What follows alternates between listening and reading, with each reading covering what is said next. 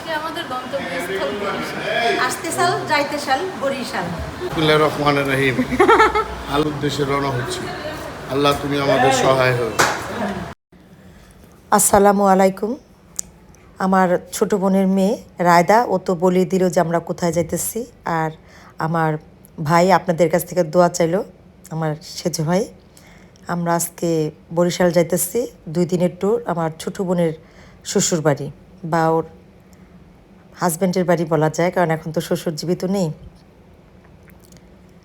এই যে আমরা এখন পদ্মা সেতু অতিক্রম করতেছি। খুব অল্প সময়ের মধ্যে আমরা কিন্তু বরিশাল পৌঁছে গেছি, 3 ঘন্টার মতো। যেহেতু নিজেদের গাড়ি, বাসে একটু সময় লাগে। আমার বোন যখন আসা যাওয়া করে 4 ঘন্টার মতো লাগে, কারণ বাস বিভিন্ন জায়গায় থামে।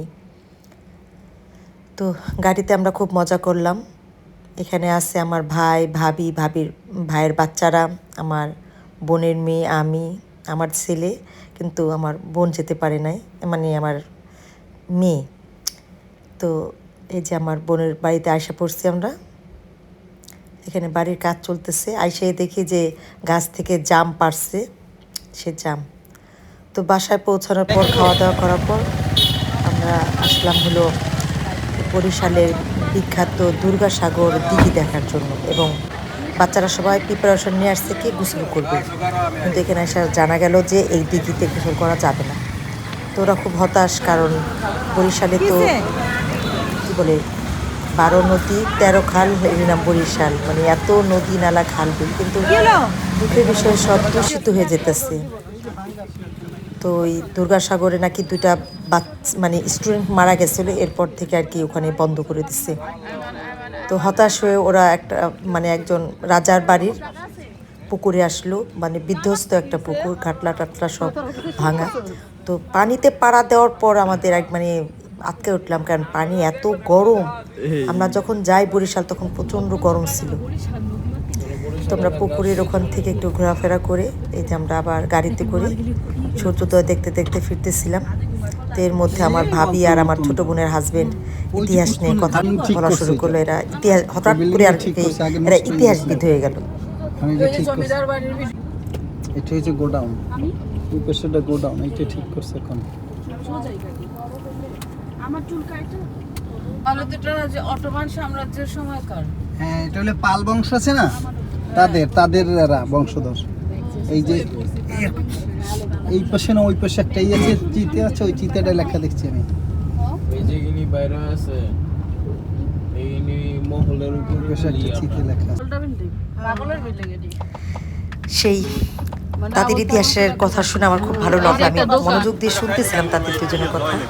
তারপরে বাড়িতে গেলাম, আমার বোনের বাড়িতে আবারও রেস্ট নিয়ে। আবার আমরা রাত্রেবেলা তখন 9টা বাজে আমরা এই ইসা ঘুরতে বেরোলাম বরিশাল শহরে। এটা হলো ই নদী, নদীটার নাম আমার খেয়াল আসতেছে না। হ্যাঁ, এখন মনে পড়ছে, নদীটার নাম হলো কীর্তনখোলা নদী। তো নদীর তীর সাধারণত থাকে যে বালুময় ঘাস বা পাশদা ক্ষেত, কিন্তু এই নদীর তীরটা শহর যেহেতু, তো সেরকম না। এখানে খুব নদীর তীরটা দিয়ে পাকা করা। ওখানে একটা ছিল, লঞ্চ ঘাট ছিল। তো বিভিন্ন লঞ্চ ঘাট, তারপরে নৌকা বাঁধার জায়গা, সুন্দর জায়গাটা। সেখানে মানুষ আর মানুষ এত ছিল বলার মতো না। কিন্তু হুন্ডা নিয়ে সবাই ঘুরতে আসছে। আর এখানে তরুণ বয়সের কিছু ছেলে, এটা একটা নদীর তীরে যেন কি রাখা শিপের মতো, সেটার মধ্যে বসে গান গাইতেছে ওরা। ভালো লাগলো, তাই আমি ভিডিও করলাম। রাত্রেবেলা নদীর পানি কি টলটল করতেছে, চারটা খুব সুন্দর আলো দিতেছিল।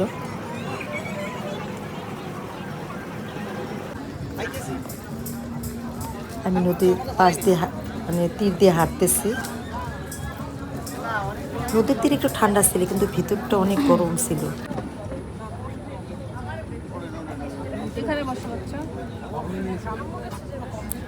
এখানে সবাই মিলে ঝাল সিঙ্গারা খাইতেছে। আমার বোনের মেয়ে আর ভাইয়ের মেয়ে এমনই সিঙ্গারা খাইলো যে ওদের ঝালে ওদের মুখ দিয়ে, মানে নাক মুখ দিয়ে পানি পড়তেছে, চোখ লাল হয়ে গেছে।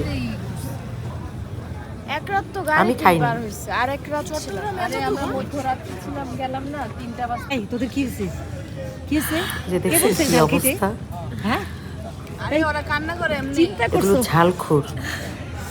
হ্যাঁ তো জাল মানুষ খায় কেউ মিষ্টি খেতে পছন্দ করে, কেউ ঝাল খুব পছন্দ। এমন 2-3 প্লেট সিঙ্গারা ওরা খাইছে। দেখেন মানুষ আর মানুষ আর মানুষ, স্টল, বিভিন্ন রকম স্টল দিয়ে বসে আছে।